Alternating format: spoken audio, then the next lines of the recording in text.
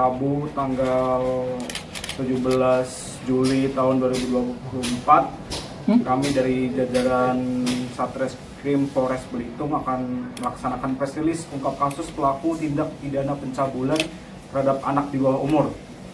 Dari jajaran Satreskrim Polisian Resort Belitung telah berhasil mengungkap satu orang pelaku dugaan tindak pidana perbuatan cabul terhadap anak yang terjadi di wilayah hukum Polres Belitung. Untuk tempat kejadian perkaranya berada di Mapolsek Tanjung Padan, tepatnya di Jalan Jenderal Ahmad Yani, Kelurahan Pangkalalang, Kecamatan Tanjung Padan, Kabupaten Belitung. Untuk waktu terjadi pada hari Rabu tanggal 15 Mei tahun 2024, sekiranya pada pukul 20.30 waktu Indonesia Barat. Kronologis kejadiannya akan saya jelaskan. Berdasarkan laporan polisi nomor LPB garing 73 garing 2024 garing SPKT Polres Belitung garing Polda Kulon Bangka Belitung tertanggal 10 Juli tahun 2024, telah terjadi dugaan tindak pidana perbuatan cabul terhadap anak di bawah umur yang diduga dilakukan oleh seorang oknum anggota Polri dengan inisial AK, yang terjadi pada hari Rabu tanggal 15 Mei 2024 sekiranya pukul 19.00 WIB. Korban berinisial NJ bersama dengan dua orang temannya datang ke Polsek Tanjung Padan untuk melaporkan kejadian dugaan tindak pidana persetubuhan yang telah dialaminya saat berada di panti asuhan dengan terlapor bernama Beni. Kejadian tersebut bermula pada saat korban NJ bersama dengan temannya tersebut tiba di Polsek Tanjung Padan dan langsung bertemu dengan pelaku AK, lalu diarahkan untuk masuk ke salah satu ruang di Polsek Tanjung Padan. Setelah ditanyai perihal kejadian yang dialami korban, tidak lama kemudian korban NJ diajak oleh pelaku untuk berpindah ruang, yang mana saat masuk ke dalam ruangan tersebut dikunci dari dalam, sedangkan kedua teman korban menunggu di ruangan lainnya. Singkat cerita, di ruangan tersebutlah terjadi dugaan pencabulan tersebut. Setelah selesai melakukan perbuatan tersebut, pelaku meminta kepada korban agar tidak menceritakan kejadian tersebut kepada orang lain. Setelah itu korban NJ keluar dari ruangan tersebut dan kemudian menyuruh mereka untuk pulang dan kembali ke panti asuhan.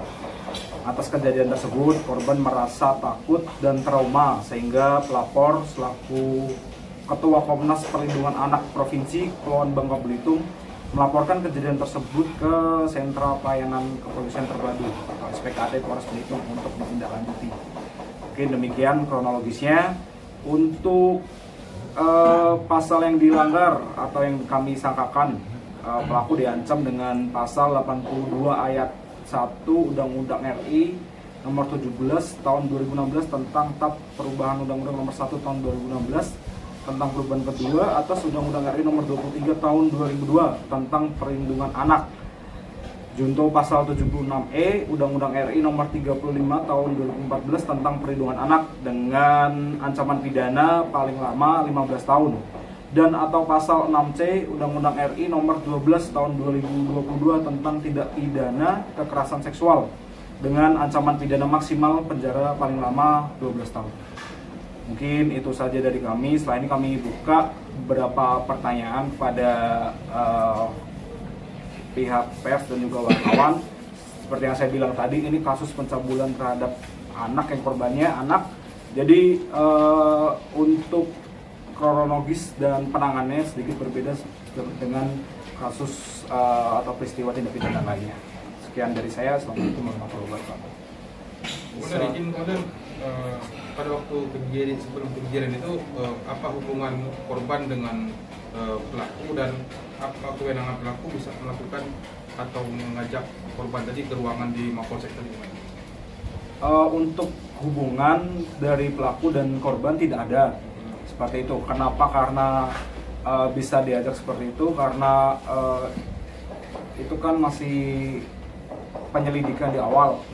Nah, jadi kayak sifatnya masih melapor dari laporannya itu, karena korbannya anak-anak dan tidak tahu gimana sistematisnya. Ya, karena harusnya kan memang harus dilaporkannya ke SPKT seperti itu. Jadi ya tidak ada kalau hubungannya. ini kan tidak pencabulan ya. Pada saat diperiksa, dia pelaku melakukan pencabulan itu menggunakan atau memang dimasukin kelamin atau gimana? Ya sekali lagi saya bilang karena ini kasusnya korbannya adalah anak-anak yang kedepannya dia itu masih punya masa depan kedepannya. Takutnya kalau hal ini diekspos keluar pasti muncul trauma dan lain-lain. Makanya sampai ke pengadilannya ke ini pun dilaksanakan secara tertutup seperti itu. Jadi kalau kasus pertanyaan dari saudara sekalian tidak bisa kami jawab seperti itu. Jadi tolong dihargai tentang ini seperti itu. Komandan, korban kan mengalami trauma. Tentunya kan berapa kali komandan si oknum ini melakukan pelecehan itu terhadap korban? Apakah hari itu juga atau hari esoknya juga ada lagi atau gimana? Nah sekali lagi saya bilang di awal ini kan karena korban ini kan masih berusia sangat muda, namanya masih anak-anak, beliau masih punya masa depan ke depannya kayak gitu kan. Jadi untuk materi seperti itu tuh tidak bisa kami sampaikan. Oke, untuk hasil visum komandan? Nah untuk hasil visum apalagi nggak boleh kalau itu. Barang bukti aja. Untuk barang bukti yang ada ada 3 barang bukti yang kami amankan. Yang pertama itu visum et repertum. Nah, kemudian ada 1 helai celana panjang jenis kargo warna hitam yang dipakai korban ketika terjadi dugaan tindak pidana pencabulan tersebut, dan juga 1 buah jepit warna krim milik korban. Itu yang kita amankan. Seperti itu. Untuk pelaku ini sudah berstatus tersangka?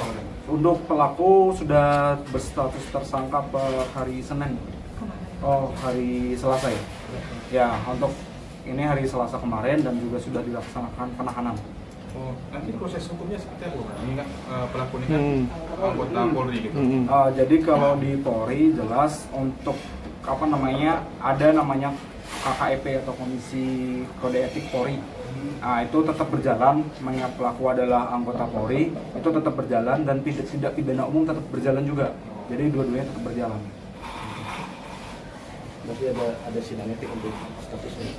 Kemungkinan ada, masih dalam untuk sidangnya ada atau enggak kami tidak bisa memastikan, tapi dari kami tim Propam kami sudah melaksanakan penyelidikan dan juga penyidikan terhadap itu.